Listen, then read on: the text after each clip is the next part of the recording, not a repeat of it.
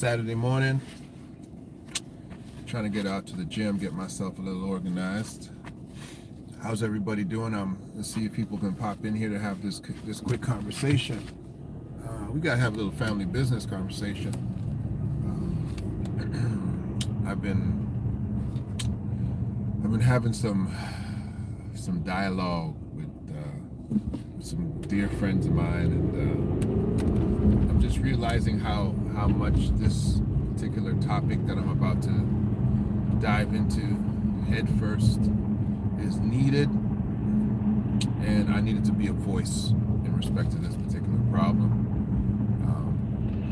as well as all the other things I've been talking about. And as I dive into this, I'm waiting to see who's going to pop in and have the conversation with me. But as it is, it's kind of a semi-monologue, so I can get myself going. Listen, when it comes to therapy, black men, and the conversation of why black men would even want to go to therapy, really the hook and the crook of it comes down to what is the black family, right? It gets down to that. What does it mean to be the black family? And and I'm sorry for all the people who are going to talk to me about using the term to describe an entire group of us as black. And sorry, I'm just using that term, and I understand it's not specific. It's multi-ethnic. It's not a homogeneous term, and et cetera, et cetera. But to speak about the Western black experience, the Caribbean, the Latino, Afro-Latino experience, the American experience, the Canadian, African Canadian experience, all these experiences that we become indoctrinated to in our families when we come to the West. This is where I'm coming from when I have a conversation talking about what does it mean when black men don't want therapy, when black men are not interested in talking to third parties when it comes to our relationships, and additionally, the real conversation of marriage in the black community, where many black men are not interested in that conversation whatsoever at all, and it's moving even along the lines of a lot of black women have began to become very comfortable knowing that marriage, or adopting a position that marriage is not what they're looking for anymore. I want to start with two great principles. First and foremost, marriage is an institution that is terrestrial, not heavenly. Marriage is for the earth. Marriage is an institution for the earth, it's not for heaven. And so therefore, even when you look at it from a Judeo-Christian lens, we see conversations or commentary where God says marriage is honorable in all, which means that marriage is not prescribed to any one religion or anything, where God says, listen, it is a macro institution of the human family here on earth.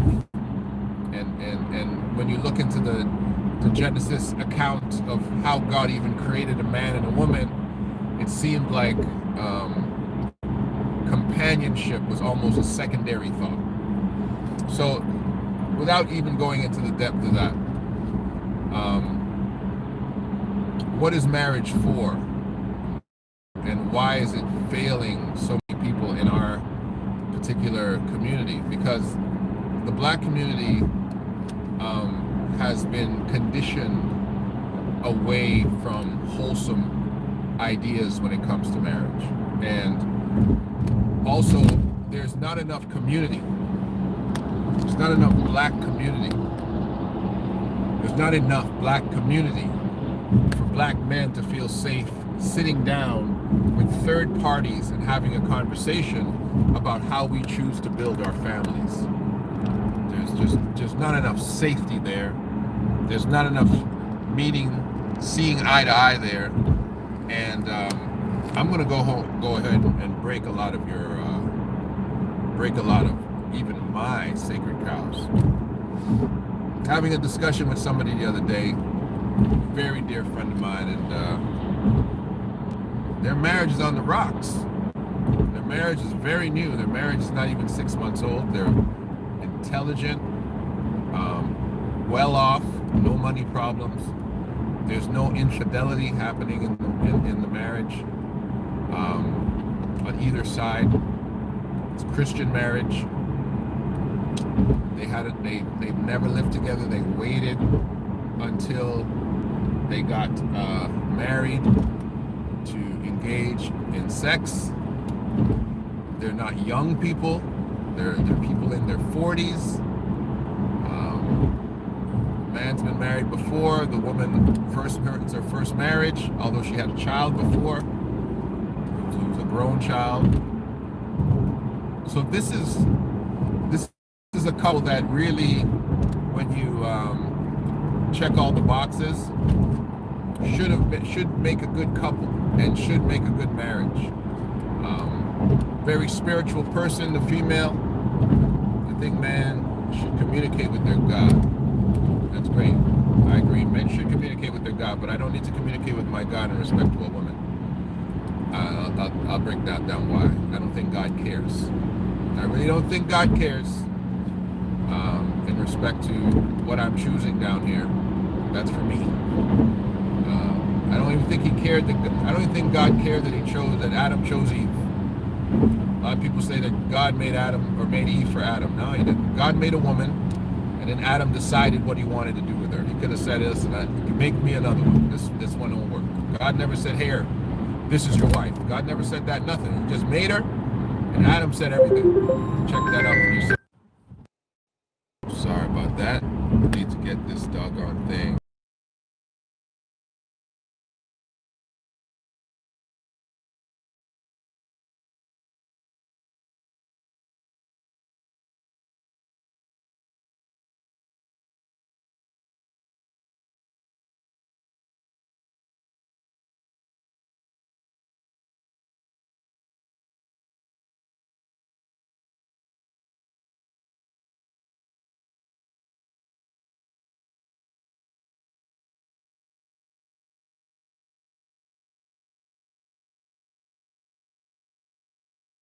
So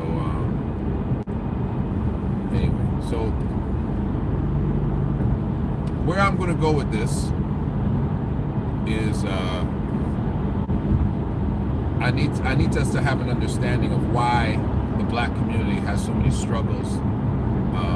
Sorry, there was no sound because literally somebody was on the phone. I should be back by now. You let me know. You let me know before I start talking my head off. You let me know. Should be all right. You guys can hear me now? Holla back. Holla back.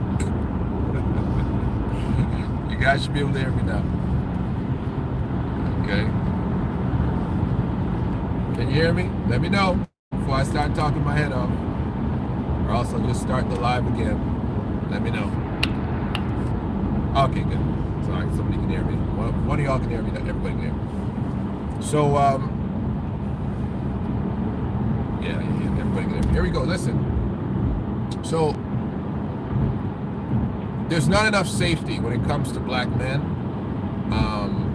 to have these conversations and in respect to the relationship I was talking about. When I was sitting down and I was listening to I heard only one side of the argument of why this young lady was not very happy and her relationship hadn't gone very well. What came to my attention really was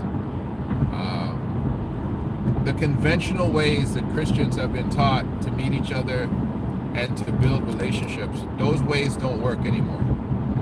They don't. They really don't work anymore. And this is the reason they don't work. And you guys are not gonna like my answers, but so let's put it this way. You guys have gone, you've had relationships before, you've had sex before, you've had children before, and now you're trying to live safe and you're trying to live right and you're trying to come together and you're trying to have a good relationship and a good marriage, right? And you're trying to, find Mr. Right, Mrs. Right, and you're trying to move in that direction. Okay? God bless you, Miss Ann, and everybody else. Listen, It's going to be extremely difficult for you to forget all of the past people that you have had and now try to forge forward in having a so-called Christian marriage or Judeo-Christian marriage when you have the remnants of all of the situations that you've had in your past. And let me just be very clear about it. Let me just be blunt, okay? Men with sexual pasts, with a lot of sexual past, they're comparing every single woman that they come across to every single woman in their past. Let's just be honest. You're comparing her body, you're comparing her the lust that you have for her, you're comparing everything that the last people did for you, how they stimulated you. All that are things that you're comparing. And if you're not comparing them because you're actively engaged in it, you're comparing it in respect to what you are hoping for in respect to a marriage. If you are saying, I'm going to wait and we're going to wait and we're not going to have sex before we get married, even when you get married, you are going to be experiencing someone who you are only going to have a comparison of people in your past. And so once you have eaten that forbidden fruit of sexuality, you're always going to be comparing going to be in a sexual comparative zone with that woman and women in your past. You're also not just comparing her sexually, you're going to be comparing how she is as a housewife, how she takes care of the household, how she handles money. You're going to be comparing how she speaks to you, how she addresses you, how she honors you. You're going to be comparing her relationships with other men. And I'm telling you, most guys, 99% of every guy that I know,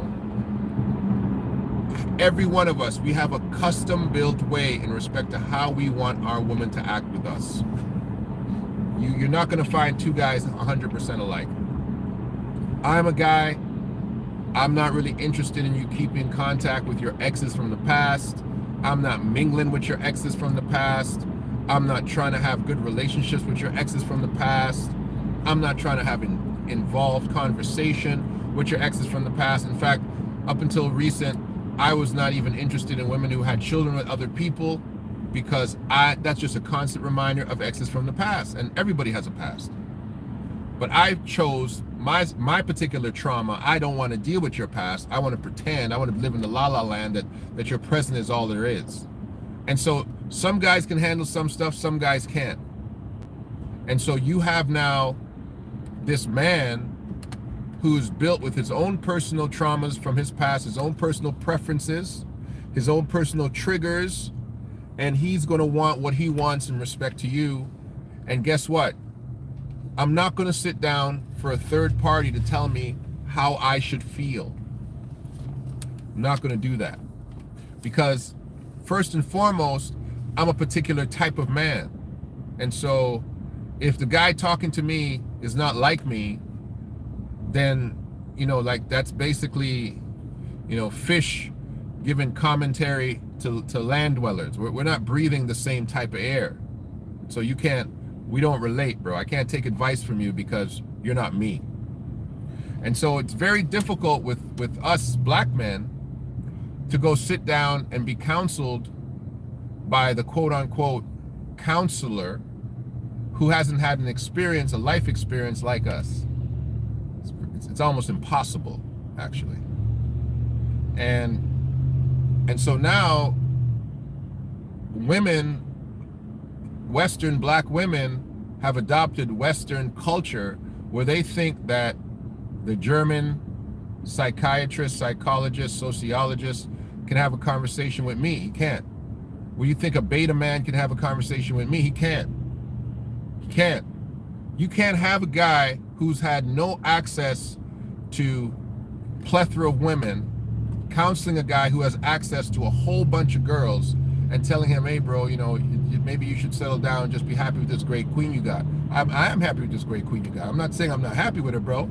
but you can't relate to me because you haven't had anybody on this caliber. You've never even dated a woman like this. You don't know what it takes to get a woman like this in your life. Look at you. I mean, that's just real. A lot of brothers don't have access to what a lot of other brothers do. And that goes to guys who have money too. When a guy has money, he has different leverage and privileges than the guys who don't have money. Guys who have money, women deal with them differently, because they respect them and treat them based on what those guys bring to the table. And they're not used to certain things. How do you sit down with a rich guy who's used to getting beautiful women, not because he's attractive, but because he's rich, and counseling him and saying, hey, you got to treat your wife a certain way? And say, whoa, what do you mean I got to treat my wife a certain way? You know how I got this woman? I maintained her for years, $4,000 a month. See that ring she's got? That ring's worth $20,000. Can you buy a $20,000 ring for a woman? See that we live in a $2.5 million house.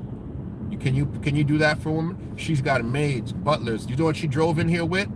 You know how much it costs to maintain a woman like this? Don't tell me how to treat her. You don't know how. So we're now fighting in these concepts of how do you allow a black man to go to counseling and sit down and have a conversation with a third party and the woman in his life. It's very difficult. And I say this all the time. The best counselor for a black man is his black woman. She's got his ear. You are, ladies, listen to me. Oh, you better listen to me. You're the best counselor that brother has. He might listen to guys like me for a second, but he's going to listen to you for a lot longer. A lot longer.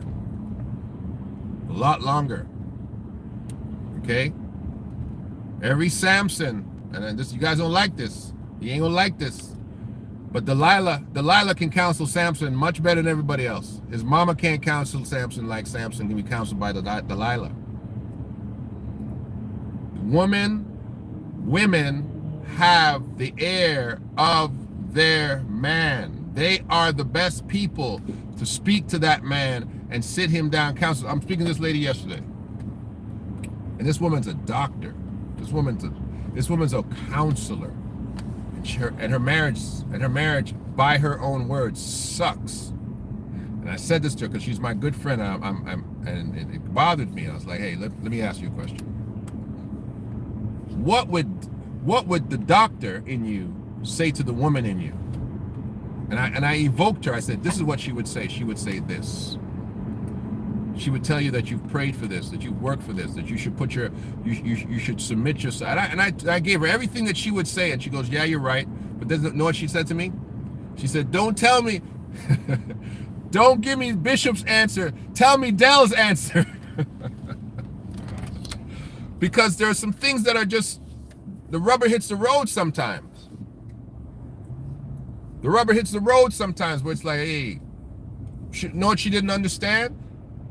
Can I be playing with you? And I'm not telling you to live a certain type of life. I'm just being playing with you. If you've never had sex with that man beforehand, she feels she was catfished. She did all the right things. She never had sex with him prior to being married to him. Now, no sexual chemistry. They didn't share. He made good money. He made good money, fantastic money. She made good money. But when they got married, guess what? Her money's still her money and his money's still his money.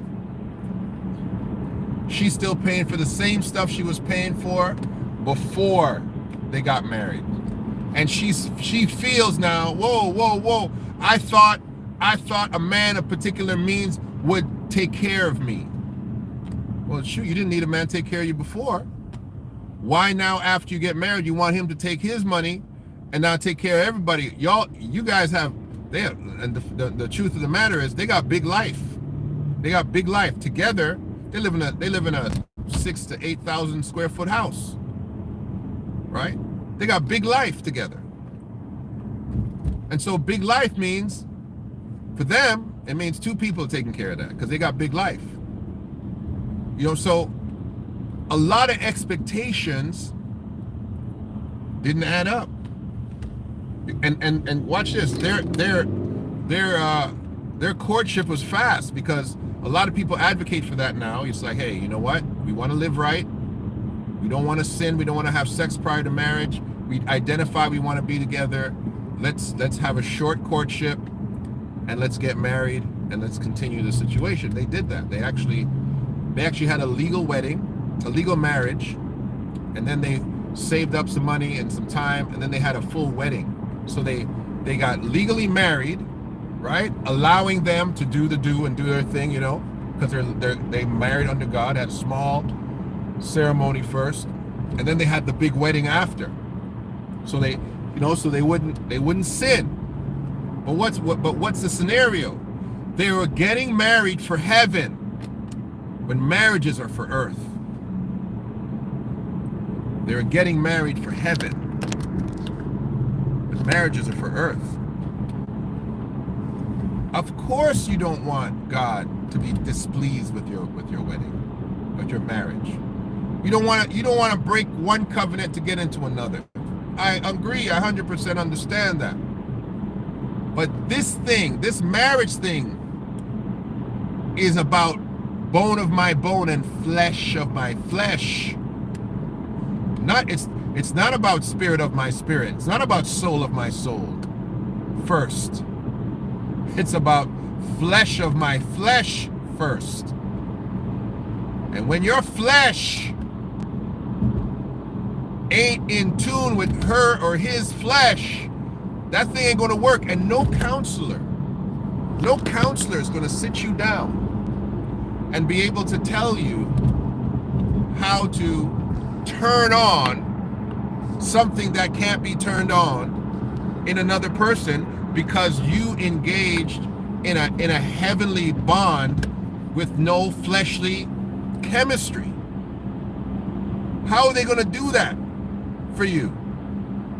How are they going to make this person now become the apple of your eye, when you got married, let me say it, for all the right reasons, but again, for all the wrong reasons at the same time? And this is crazy, because this is why these marriages of the world, non-religious marriages, last longer, because they're getting married for terrestrial, fleshly reasons, because marriage is for down here, it's not for up there. Up there, your wife is your sister, something like that. Your husband gonna be your brother. And so now, black women are having these conversations. My husband needs to go to counseling. Why?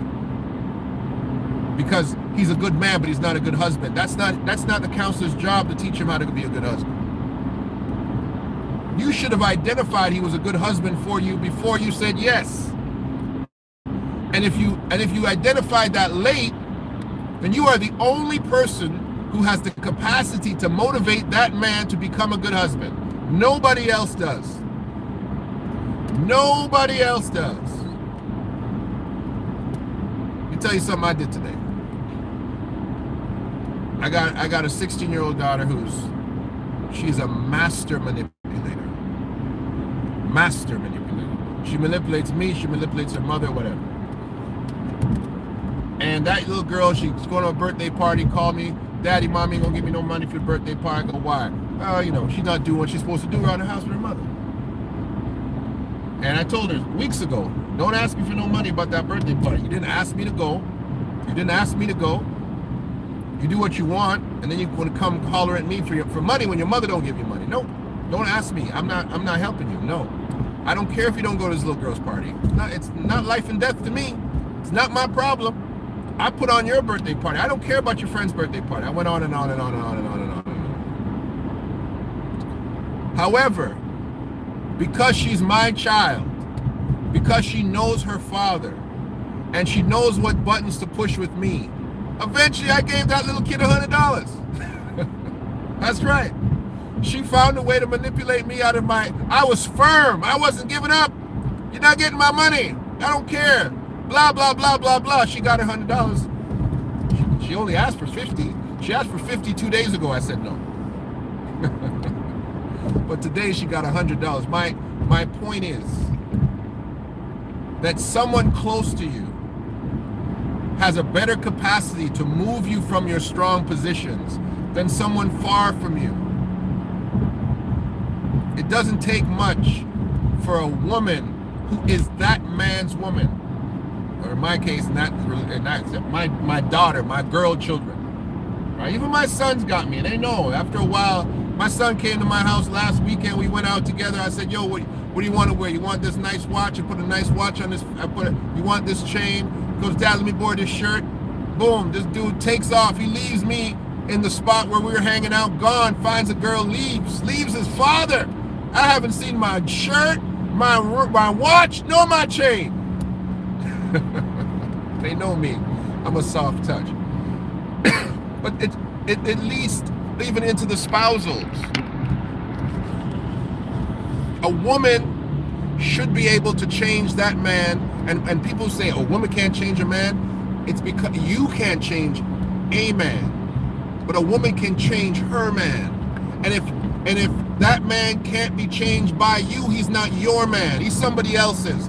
Because I tell you right now, some woman will catch his attention. Some woman will change him. Somebody said this: a brother will do anything for lust. Anything for a woman he's lusting after. He'll do, "Oh, baby, what do you need me to do?" He'll take his rent money and give it to you. For lust, absolutely. Because he's chasing, he's trying to gain you, he's trying to appropriate what he finds to be amazing about you.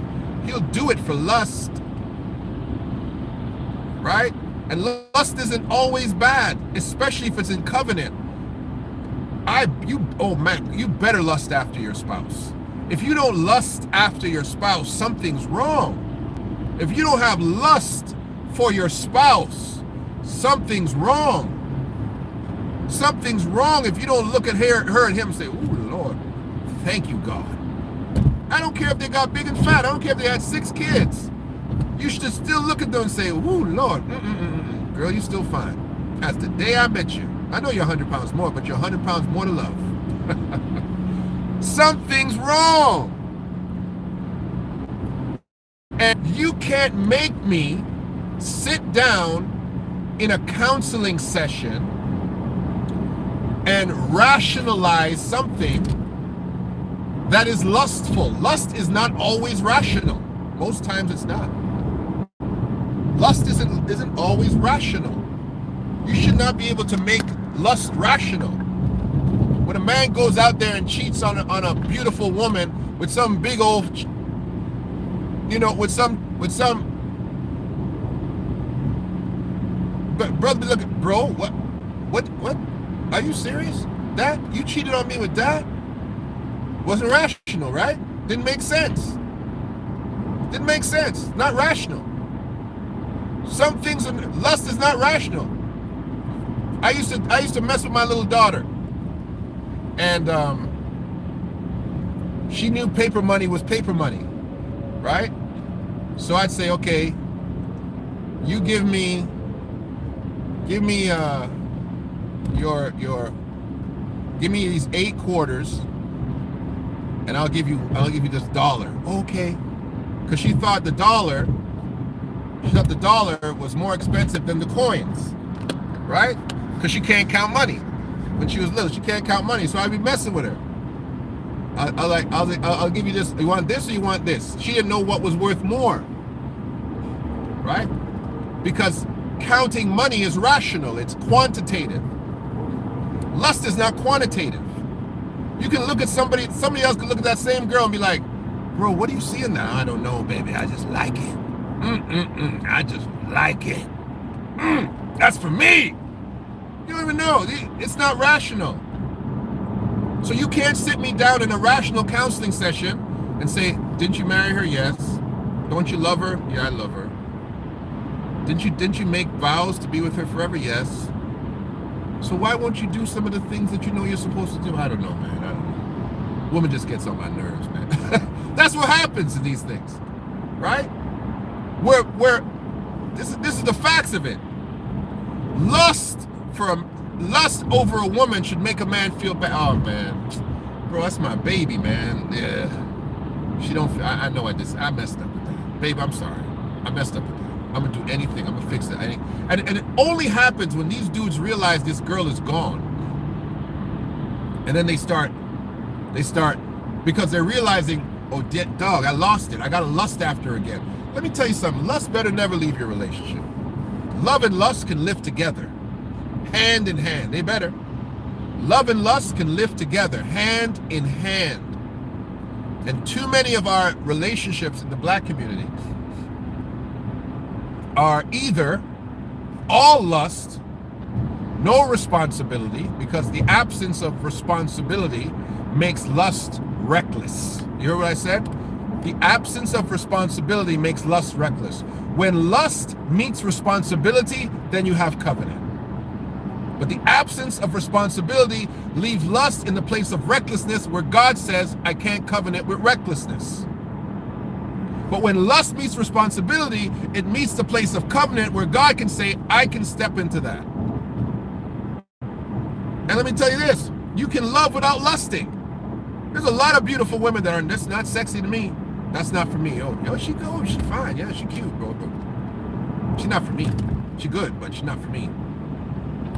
She's not for me. And somebody who is less attractive would do her harm if I was in a relationship with her, because I'd be more attracted to the less attractive girl that I lust for, because this person who is beautiful is not for me. Or this. Lust can be broken by bad character. Oh, she fine, she beautiful, everything, man. Yeah, but that girl, her mouth, when she says, or him, his behavior, for women, it's lack of consideration, lack of compassion, lack of provisionary mindsets. I don't know a black woman who doesn't see a black man as a provider. I don't know a black woman who doesn't see a black man as a provider. She makes 100,000, he makes 20,000. Right? I'll say provider, protector. She says, babe, can you put up this closet for me, this closet? Or you want me to put the closet up? Yeah, I bought it and I don't know how to put it up. Yeah, babe, I'll put that up for you. Whatever. Oh, wow, thanks, babe. That looks great. I've seen so many women making better money than their husband, but that dude, he knows how to install a television. He knows how to build a deck. He knows how to finish a basement.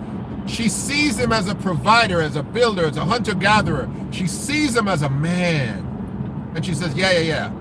It's the man in him. I love the man in him. It's the man in him. How do you take that dude now and bring him to counseling? Sit him down, and the counselor looks, well, what's the problem? Well, I need him to do this and I need him to do that. That's not what you're attracted to. You weren't attracted to all the things you need him to do. You're attracted to the things that he does, that he is, that what he is. See what y'all saying here. I'm getting cute from my hubby. You better get cute, stay cute. The Bible says in the Proverbs 31 woman, her candle does not go out by night. You know what that means? Her candle does not go out by night. It means that even when she goes to bed, she is still sexually attractive. She presents herself in a way where even at bedtime, that woman's looking fine. Check it out.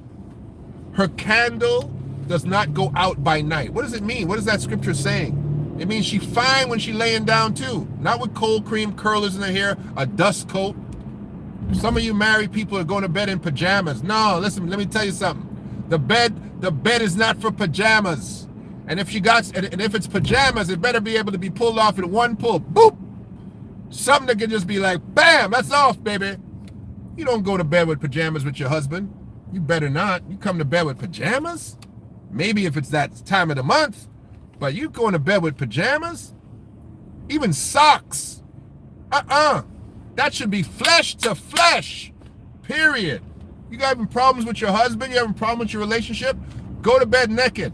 All you ladies going to bed. I don't know if I'm going the right way.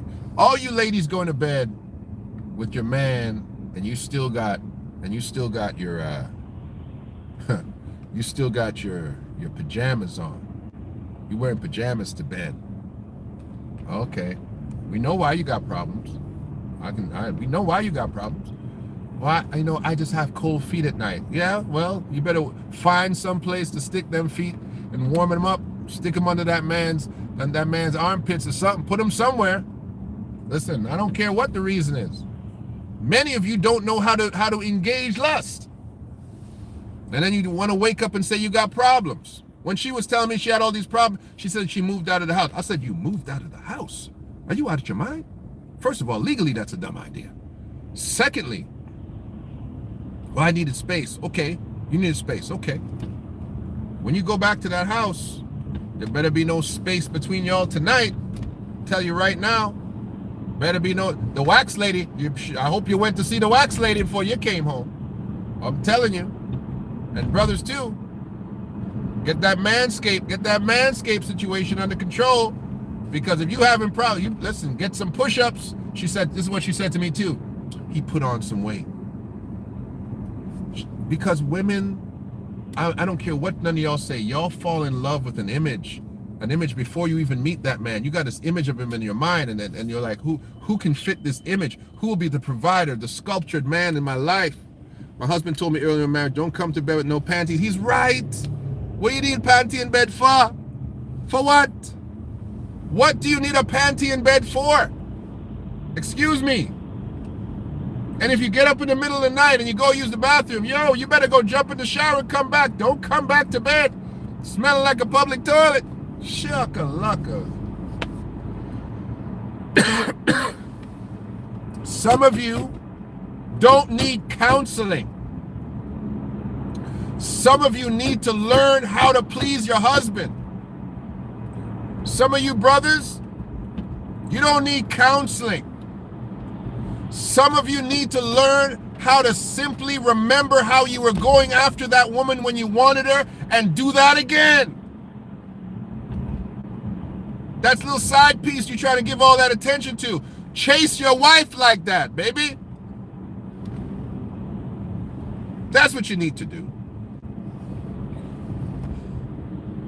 That's what you need to do. So, please stop talking to us, black men, about counseling. We don't want counseling. We don't need it. It doesn't work for us. It doesn't work. What some of you need to do is be that much more discriminating when it comes to allowing us to access you, because we will tell you everything that you need to know, that we think you need to know.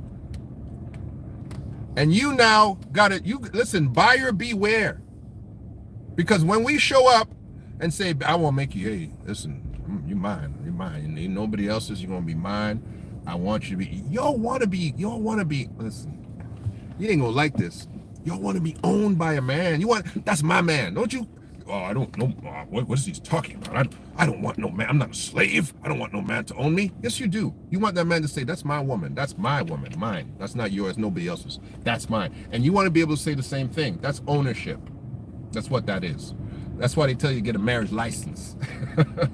You got to get a license for ownership. You want to be owned. You want to be owned in a way where it's like, hey, that's my property. That's my, sis, no, sis, you can't sit on his lap. No, strip joint. What are you going to strip joint for? For somebody else to be sitting on my property? No. Strip joint, you could have a strip joint right here. I'll rent some poles in this house. Come on. Counseling, some of y'all don't need counseling. Some of y'all need pole dancing lessons. That's what you need. You don't need a counselor. You need a new perfume. What you need a new wig. You need some dance lessons. Oh gosh, you need to stop talking so loud and whisper when you want that man to do something. Baby, please, can you just, the same thing that you want to holler about, whisper, hey baby, please, if you do this for me, you know I'm gonna do for you. I'm do that thing you like, daddy. Come on. You guys acting like you little children. Come on, man. You guys know better than this. The young woman I was talking to, all I could think to myself was, this woman counsels so many women about how to get a man, and she got her man, and now she's dissatisfied. Well, too bad for you. She didn't tell me the brother was cheating. Well, I don't know if he's cheating. No, that means he ain't. No, and don't go looking for it. He ain't cheating. That's not what you brought up. You need to look at that man and say, I married him, and he's mine. And I'm gonna figure it out. I'm gonna figure it out. I'm gonna take him to get his toes done. I'm gonna join the gym with him. You know, no problem. I said to her, you guys ever been on a vacation? She says, no, we haven't been on a honeymoon. That's why I asked her, you been on a honeymoon? We didn't go on a honeymoon. Well, what do you, come on. You got money? Well, we go on trips. You didn't go on a honeymoon though. You didn't go on a honeymoon. You didn't go on an intimate excursion after you got married to have sex. To say, yo, listen, I'm going to discover parts of your body that no other woman ever knew. Period. Understand me? We gonna figure this whole thing out. And we ain't coming back until we are literally one flesh. We should smell alike. You know what I'm saying? It's counseling conversation. The brother said, oh, I'm not interested in no counselor who's just gonna agree with everything you're gonna agree with. Of course! Men aren't interested in going and sit down with somebody who's gonna browbeat them and make them and shame them into being a man. I get shocked every time, I sit down and I listen to, Batgirl says stuff, and then she said something like this to me the other day. She said, yeah, there's certain things about you that I don't really like all the time, but I'm not going to tell you. I'm like, what? I said, she's like, I'm not going to tell you. I'm not going to just say, yeah, I wish to. It's part of you being a man. And I was like, wow. Because I'm thinking to myself, I'm all that in a bag of chips. Every guy's got stuff that woman looks at and says, that's just part of him being a man. I'm just going to put up with that. Some of y'all trying to change too much. Some of y'all trying to change. I had this one lady I used to date. She did not like, watch this.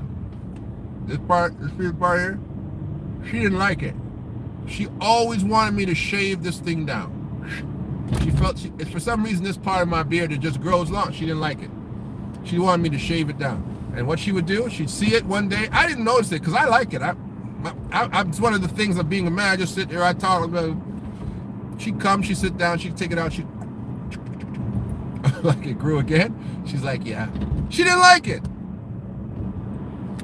But she did it herself. She fixed it. She found a way to fix that herself. There are things that you just have to take into your own hands sometimes, man. I'm a guy like this. If I get up from the bed and that woman got up from the bed last and she didn't make the bed, I look back and be like, what kind of girl is this? Don't even make a bed after she get out of it. As a man, I make the bed.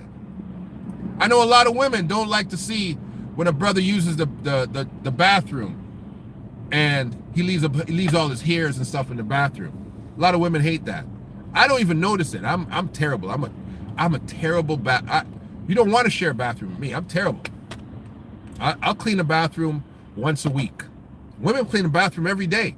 I'm gonna clean the bathroom once a week. I don't have time to be cleaning the bathroom for my hairs falling out of it.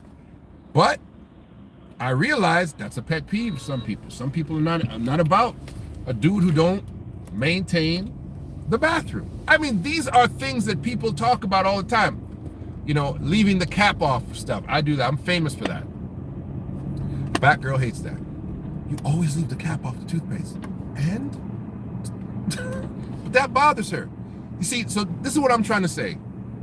The black community has been so broken for so long, we don't even know how to be in relationships anymore. And so what I'm trying to get to us is that needs to change. We need to give ourselves a little bit of slack. We need to realize the type of men and the type of women that we have in our communities. And we have to be more sacrificial in respect to relationships than we are looking for our own pleasure and being pleased. And if that's not the case, please don't get married. Don't do it. If your lust is not telling you, claim that woman, claim that man, then bro, don't check a bunch of boxes and thinking that you've got a good situation. I got married My last marriage was for all the right reasons and for all the wrong reasons at the same time. And it was a catastrophe. It was 17 years of problems. All right? So, you heard it from me first. I'm out! This is Del K. Burton. This is The Real Spiel. I'll be back. And we'll talk about some of this in the future. All right? Blessings. Bye-bye.